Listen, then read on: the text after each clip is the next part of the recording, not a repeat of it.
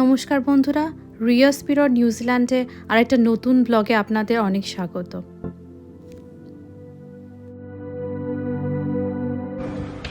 দেখুন কি বিভৎস ভয়ঙ্করভাবে আগুন ধরে গেছে এই বাড়িটাতে।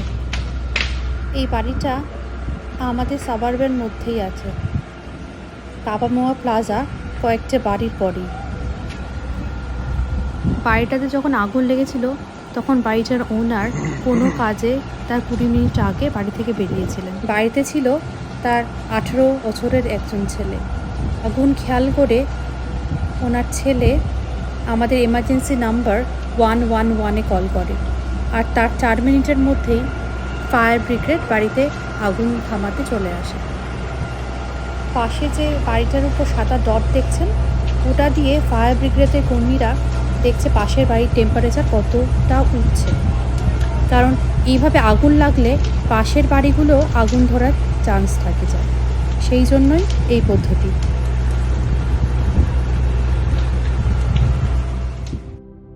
এই ঘটনার প্রায় 1.5 মাস পরে সেপ্টেম্বরে ফায়ার অ্যান্ড এমার্জেন্সি নিউজিল্যান্ড একটা public fire damage house tour organise করেছে এই বাড়িটাতে, যাতে মানুষজন আগুন থেকে বাঁচার উপায় আর আগুন লাগলেও কি করণীয় ধাপে ধাপে সেগুলো জানতে পারে।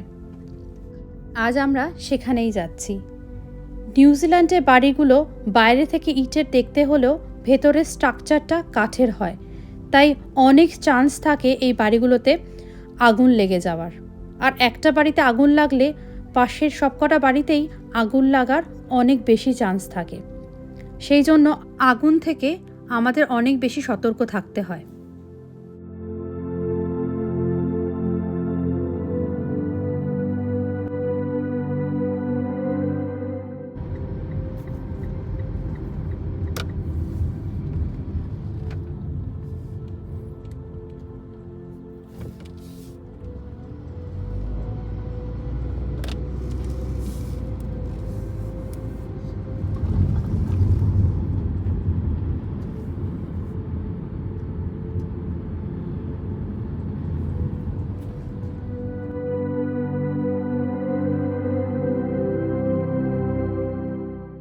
এখন আমরা বাড়িটার কাছাকাছি প্রায় চলে এসেছি।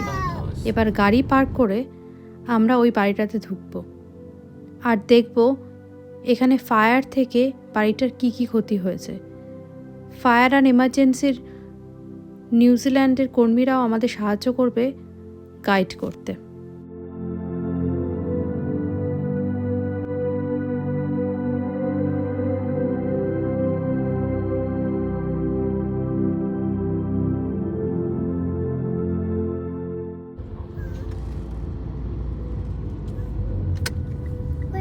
Stop. When the car's completely parked? No, just park here. Can I stop now? Yes. Mama.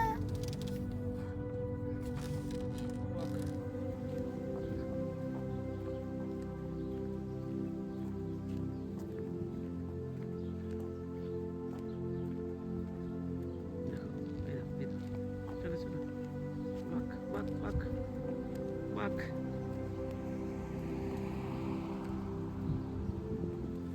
Turn straight.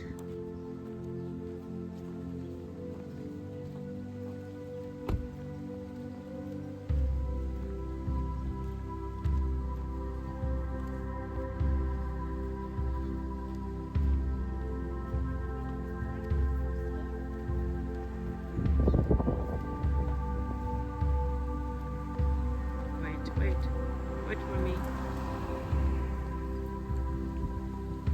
Try to cross the road.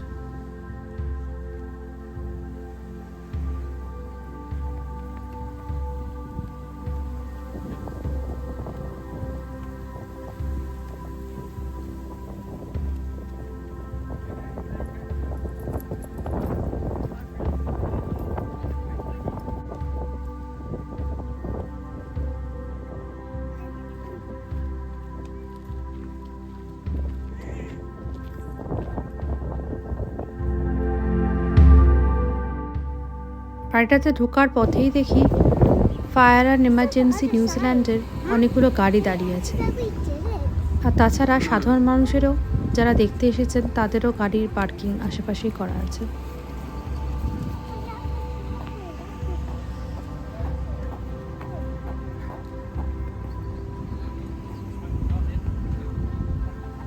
Oh, wait, they're not here. Hmm, Wait.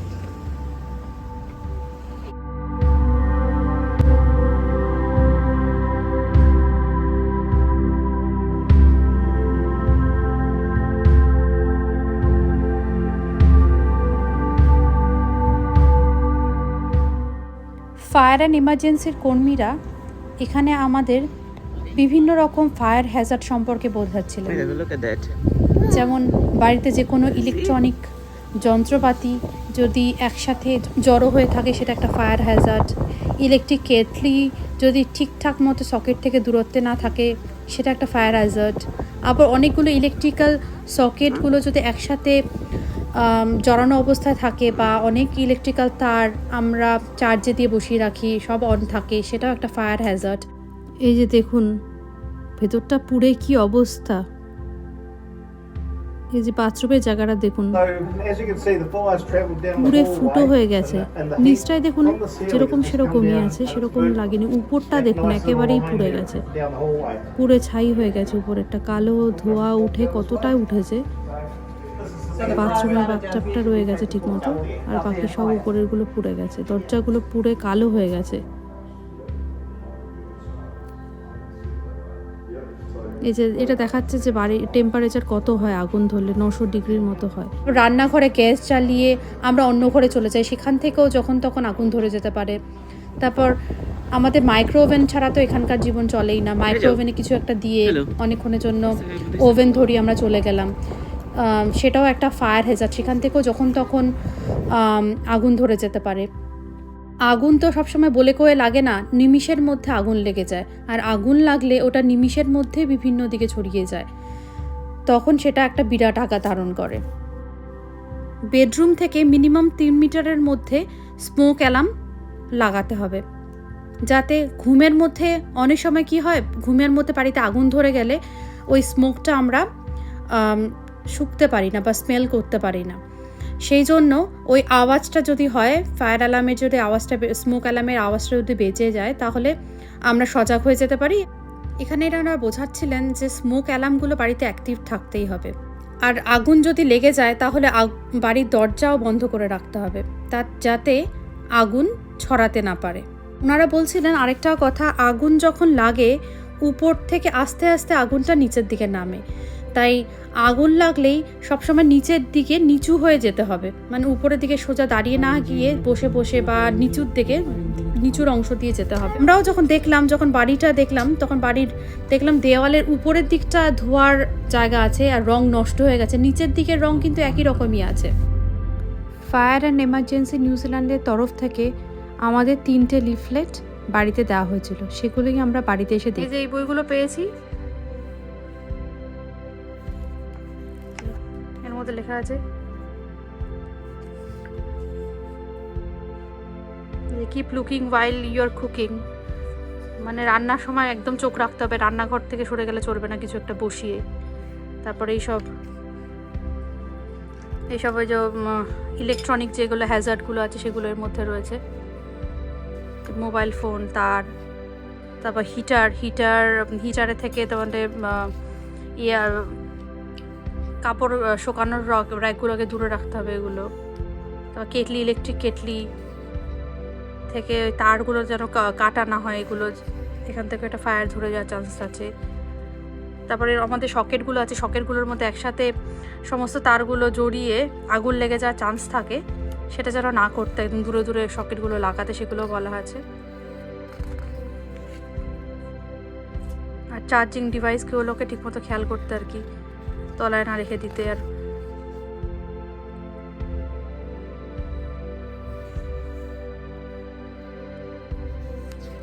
R electric আমাদের যে ব্ল্যাঙ্কেটগুলো হয় সেগুলোকে সবসময় ঠিকঠাক নজরে রাখতে।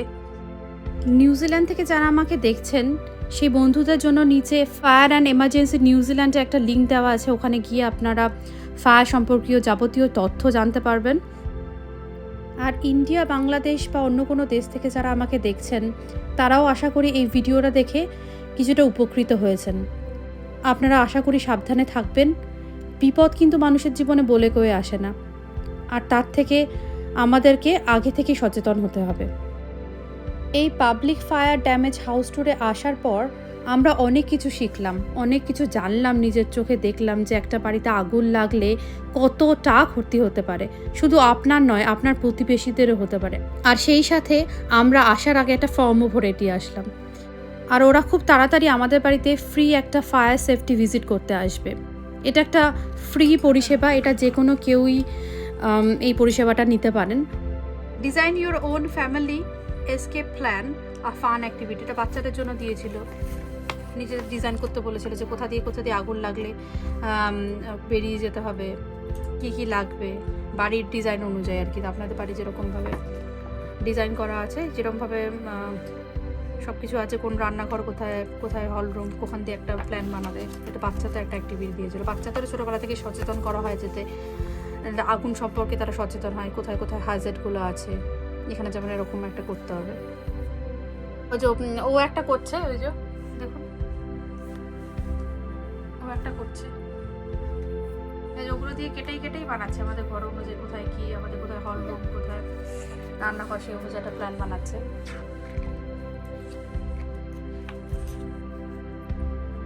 আর এখানে আরেকটা হলো ফায়ার ওয়াইজ অ্যাক্টিভিটি বুক দিয়েছে। আর এই যে ফায়ার এমার্জেন্সি নিউজিল্যান্ডের লোগো লাগানো আছে। এগুলো সব ফায়ার অ্যান্ড এমার্জেন্সি নিউজিল্যান্ড থেকে, যাতে মানুষদের আরও সচেতন করা যায় আগুন সম্পর্কিত দুর্ঘটনা সম্পর্কে।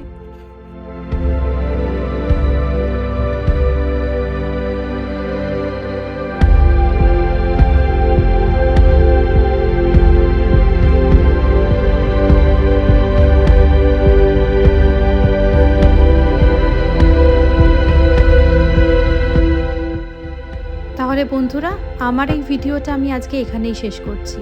আমার ভিডিওটা যদি আপনাদের ভালো লেগে থাকে তাহলে লাইক, শেয়ার আর সাবস্ক্রাইব করে দিতে ভুলবেন না। সুস্থ ও সুরক্ষিত থাকুন আর চোখ রাখুন আমার চ্যানেল রিয়াস মিরর নিউজিল্যান্ডে।